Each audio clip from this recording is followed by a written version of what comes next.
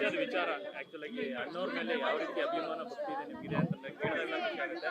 So ನಿಮ್ಮ ಒಂದು ಚೊಚ್ಚಲ ಸಿನಿಮಾ ನಿರ್ಮಾಣದ ಖುಷಿಯ ಒಂದು ಪ್ರಾರಂಭ ಏನಿದೆ, ಪ್ರಚಾರದ ಪ್ರಾರಂಭ ಇಲ್ಲಿಂದ ಮಾಡಬೇಕು ಅಂತ ಆ ಥರದೊಂದು ಥಾಟ್ ಇದೆಯಲ್ಲ? ಹೌದಲ್ವಾ, ಇದೇ ನಮ್ಮ ದೇವಸ್ಥಾನ. ನಮ್ಮ ಕನ್ನಡ ಚಿತ್ರರಂಗಕ್ಕೆ ಬೇಸ್ಮೆಂಟ್ ಕೊಟ್ಟು ನಮ್ಮನ್ನೆಲ್ಲ ಅರಸಿ ಹೋಗಿದ್ದಾರೆ. ನಾವು ಅಣ್ಣವರಿಂದ ಶುರು ಮಾಡೋಣ, ಇವತ್ತಿಂದ ಪ್ರಚಾರ ಸ್ಟಾರ್ಟು. ಫಸ್ಟ್ ಇವ್ರಿಗೆ ಪೂಜೆ ಮಾಡಿ ನೆಕ್ಸ್ಟು ಮುಂದಿನ ಕೆಲಸ ಮಾಡೋಣ ಅಂತ ನಮ್ಮ ಟೀಮ್ ಜೊತೆ ಡಿಸ್ಕಷನ್ ಮಾಡಿದೆ.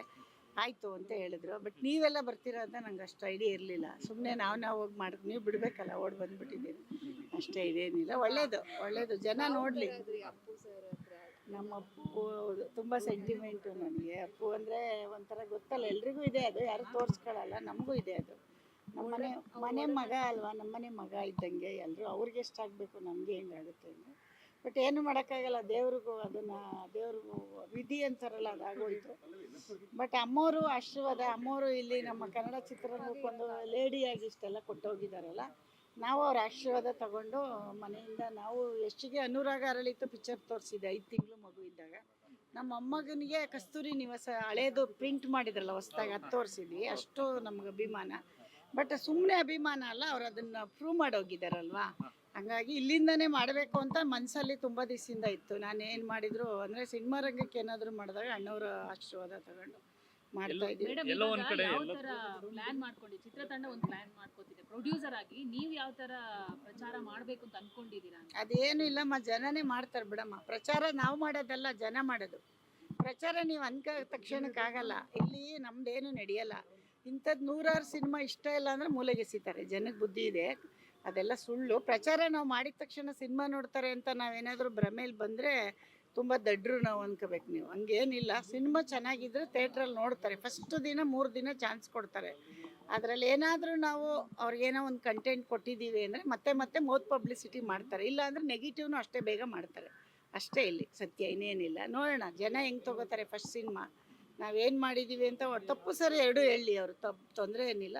ನನ್ನ ಪ್ರಕಾರ ನಮ್ಮ ಡೈರೆಕ್ಟ್ರು ಚೆನ್ನಾಗಿ ಮಾಡಿದ್ದಾರೆ ಅಂತ ನನಗೆ. ಅದು ನಮಗೂ ನಮಗೆ ಚಂದ ಅಂತ ಇರ್ಬೋದು. ನೋಡಿ, ನೀವೆಲ್ಲ ನೋಡಿ ಹೇಳಬೇಕು.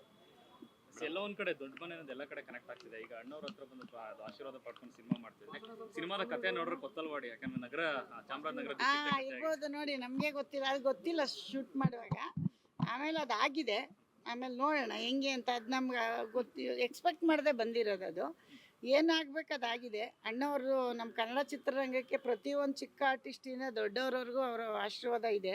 ಆಮೇಲೆ ನಾವು ಹೆಮ್ಮೆಯಿಂದ ಹೇಳ್ಕೊಬೋದು, ಬೇರೆ ದೇಶಕ್ಕೆ ಎಲ್ಲೋದ್ರೂ ನೀವು ಕನ್ನಡಿಗರು ಅಂತ ನಾವು ಇವತ್ತಿನ ಕಾಲದಲ್ಲಿ ಬಿಡಿ. ಅವತ್ತು ನಾವು ಹೆಮ್ಮೆಯಿಂದ ಹಳ್ಳಿ ಅಜ್ಜಿದಿರೆಲ್ಲ ಊಟ ಬಿಟ್ಬಿಡೋರು. ಸುಮ್ಮನೆ ತಮಾಷೆ ಮಾಡಿದ್ರು. ಅಣ್ಣವರು ಏನಾದರೂ ನೆಗೆಟಿವ್ ಹೇಳಿದ್ರೆ ಊಟ ಬಿಟ್ಬಿಡೋರು. ಅಷ್ಟು ಪ್ರೀತಿ ಗಳಿಸಿದ್ರು ಅಣ್ಣವರು. ಆ ಥರ ನಮಗೆ ಒಂದು ಆಶೀರ್ವಾದ ಮಾಡಿ ಹೋಗಿದ್ದಾರೆ. ನೋಡೋಣ ನಮ್ಮ ಸಿನಿಮಾಗೂ ಅದಕ್ಕೆ ಒಂದು ಮನಸ್ಸಲ್ಲಿ ಒಂದು ಬಂತು. ಅಣ್ಣವರು ಅಮ್ಮವ್ರನ್ನ ಮತ್ತು ನಮ್ಮ ಪುನೀತು ಅಂಬರೀಷ್ ಅಣ್ಣವರು, ಅವರು ಅಷ್ಟೇ. ಅವರು ತುಂಬ ದೊಡ್ಡ ಇಂಡಸ್ಟ್ರಿಗೆ ಏನೆಲ್ಲ ಮಾಡೋಗಿದ್ದಾರೆ ಅಂದರೆ ಎಲ್ಲರೂ ಮಕ್ಳ ಥರ ನೋಡೋಗಿದ್ದಾರೆ ಪಾಪ.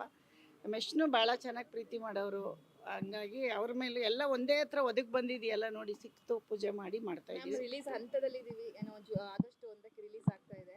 ಯಶ್ ಅವರು ಈ ಸಂದರ್ಭದಲ್ಲಿ ಅಮ್ಮನಿಗೆ ಯಶನ್ ಕೇಳಮ್ಮ, ಹೋಗಮ್ಮ ಯಶ್ ಹತ್ರ ಹೋಗಮ್ಮ. ನೀನು ಯಶು ಅನ್ನೋದಾರೆ ಯಶ್ ಹತ್ರ ಹೋಗು. ನಾನು ಹೇಳಲ್ಲ ಯಶ್ ಬಗ್ಗೆ. ಹಿಡ್ಕಬ, ನಮಗೂ ಅಷ್ಟು ಸಿಕ್ಕಲ್ಲ. ನಮಗೆ ಸಿಕ್ಕಿರಲ್ವಾ ನಿಮಗೆ ಸಿಗೋದು?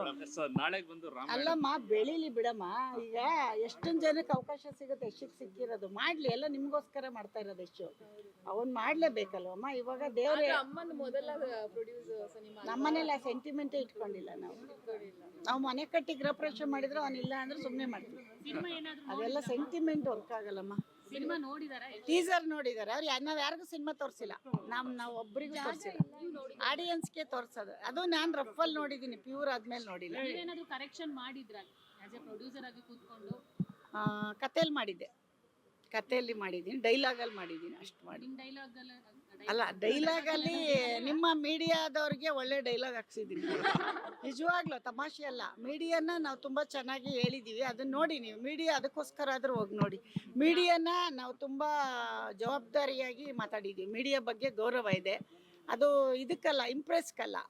ಅದಿಲ್ಲ ಅಂದರೆ ಸಮಾಜನ ತಿದ್ದಕ್ಕಾಗಲ್ಲ. ಒಳ್ಳೇದು ಕೆಟ್ಟದ್ದು ಎರಡು ಮೀಡಿಯಾ ಪೇಪರು ತಿದ್ದಬೇಕಲ್ಲ. ಅದನ್ನು ನಾವು ಆಡಿಯನ್ಸ್ ನಮ್ಮ ಆರ್ಟಿಸ್ಟ್ ಮುಖಾಂತರ ಹೇಳ್ಸಿದ್ದೀವಿ. ಅದನ್ನು ಸ್ವಲ್ಪ ನಾನೇ ಮಾಡಿ. ಲಾಸ್ಟ್ ಆದ್ಮೇಲೆ ನಾವು ಕೂಡ ಒಳ್ಳೆ ಡೈಲಾಗ್ ಈಗ ಪ್ರೊಡಕ್ಷನ್ ಸ್ಟಾರ್ಟ್ ಮಾಡಿದ್ರಿ. ಎಲ್ಲೊಂದ್ ಕಡೆ ಅಣ್ಣವ್ರದ್ದು ಅಂತ ಆಶೀರ್ವಾದ ತುಂಬಾ ದೊಡ್ಡದಾಗಿದೆ ನಿಮ್ಮ ಕಡೆಗೆ. ಅವ್ರ ಥಾಟ್ ಇದೆಯಾ ವಜ್ರೇಶ್ವರಿ ಏನ್ ಸಿನಿಮಾಗಳು ಮಾಡ್ಕೊಬಂದ್ರು ಸೆಲೆಬ್ರಿಟಿ ಸಿನಿಮಾಗಳು ಚೆನ್ನಾಗಿ ಅಂದ್ರೆ ಕುಟುಂಬ ನೋಡ್ಬೇಕಂತ ಸಿನಿಮಾಗಳನ್ನ ಮಾಡ್ಕೊಬಂದ್ರು ಖಂಡಿತ ಮಾಡಲ್ಲ. ಮುಂದಿನ ದಿನಗಳಲ್ಲಿ ಫ್ಯಾಮಿಲಿ ಸಿನಿಮಾನೇ ಮಾಡೋದು. ನೀವೆಲ್ಲ ಥಿಯೇಟ್ರಿಗೆ ಬರಬೇಕಲ್ಲ.